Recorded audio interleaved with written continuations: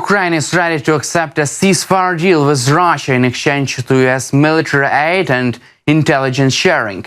U.S. President Donald Trump could continue to help Ukraine with secret information about Russian troops. Meanwhile, U.S. delegation will hold talks with Ukrainians and Russians this week. So, under what conditions Ukraine is ready to accept a ceasefire deal, and why doesn't Trump resume aid for Ukraine?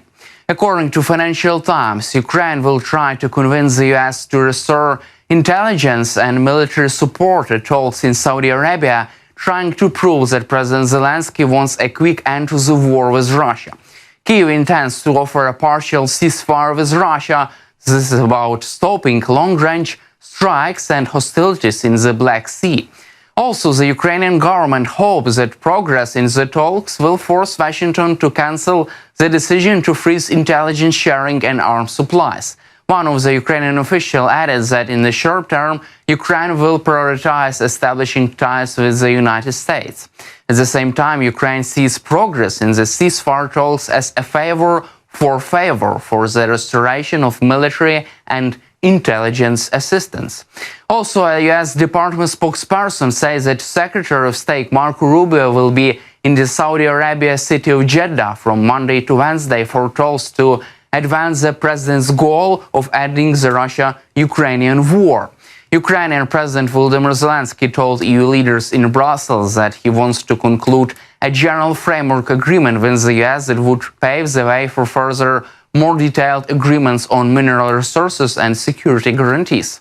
The broader agreement would begin with the end of airstrikes, naval operations, and strikes on energy and civilian infrastructure. It would continue with a prisoner swap and the return of Ukrainian children abducted by the Russian authorities.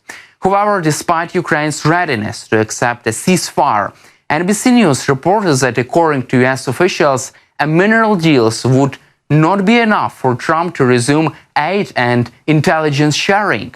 US President Donald Trump has privately signaled that a signed agreement between Washington and Kyiv on mineral extraction will not be enough to restore aid and intelligence for Ukraine. NBC News reported, citing an administration official. Trump wants the deal, which would give the US a stake in Ukrainian mineral resources, to be signed, but he also wants to see a change in Ukrainian President Zelensky's attitude towards peace talks, including a willingness to make concessions such as giving up territory to Russia. Trump also wants Zelensky to make some progress toward elections in Ukraine. Moreover, US continues to share some defensive intelligence with Ukraine. That is information that helps Ukraine to defend itself against attacks, explains that it still has a duty to warn, but it does not provide targeting information for Russian targets. That means the US can warn Ukraine when intelligence shows the Russians are preparing to attack, but it can no longer provide targeting coordinates so Ukraine can strike first.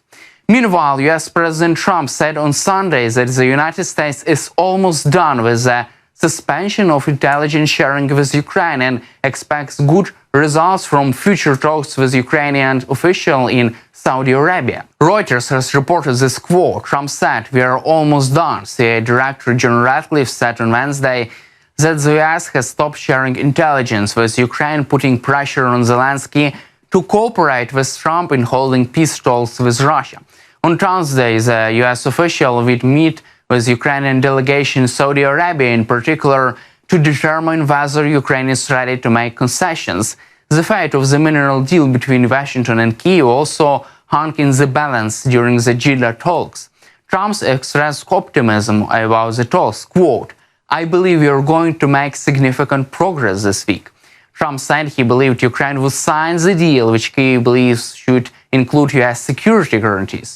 Trump also said his administration was considering options for tariffs on Russia and that his administration officials were not concerned about military exercise involving Russia, China, and Iran.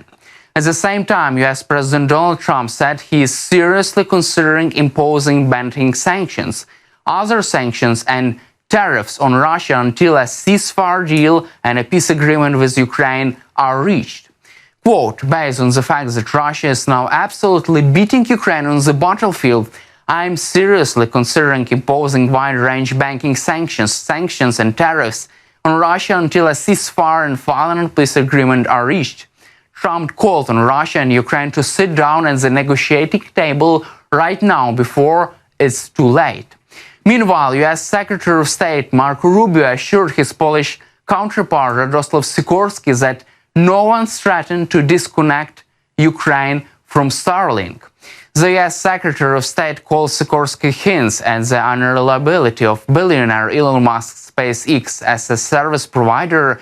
Rubio took the opportunity to state that without the Starlink satellite connection, quote, Ukraine would have lost the war a long time ago, as the Russians would be on the border with Poland. No one threatened to disconnect Ukraine from Starlink. American billionaire, meanwhile, Musk said that he would never disconnect the Starlink network for the Ukrainian military, even if he disagrees with Ukrainian policy. Musk noted that without Starlink, Ukrainian communication lines would be collapsed and jammed, as the Russian communication lines will be jammed, quote, we would never do such a thing and would not use it as a bargaining chip. Also, the United States will meet in Saudi Arabia this week not only with Ukrainian officials, but also with the Russian ones. The meeting will be held separately. This was reported by CNN.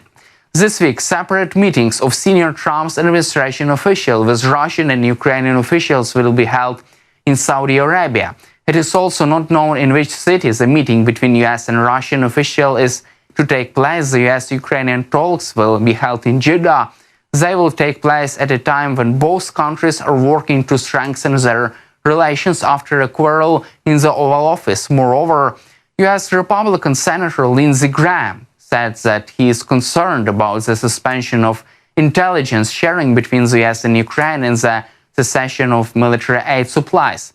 Graham noted that until a potential ceasefire deal in the war unleashed by Russia, he would provide Ukraine with all necessary intelligence and military assistance. Quote, if we abandon Ukraine, it will be worse than in Afghanistan. That I do not think that Trump has any desire to do that. Meanwhile, the UK is advising Ukraine on negotiations with the United States ahead of a meeting between Ukrainian and American delegation in Saudi Arabia this week. This was reported by The Times. British Prime Minister Keir Starmer's National Security Advisor Jonathan Powell visited Ukraine over the weekend to advise President Zelensky before Ukrainian counterpart take part in negotiations with the United States on Tuesday.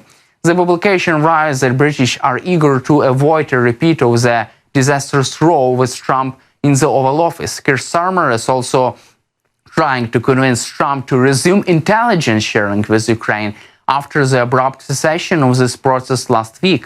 Britain hopes that Trump will be persuaded to cancel his decision on intelligence sharing, which is seen as a more urgent and feasible demand rather than restoration of US aid. Over the weekend, Starmer spoke with the French President Emmanuel Macron and NATO Secretary General Mark Rutte about the need to resume intelligence sharing with Kyiv. Powell also pressed the issue in a call with Mike Waltz, Trump's national security advisor. That's all for today. Subscribe to our YouTube channel and glory to Ukraine.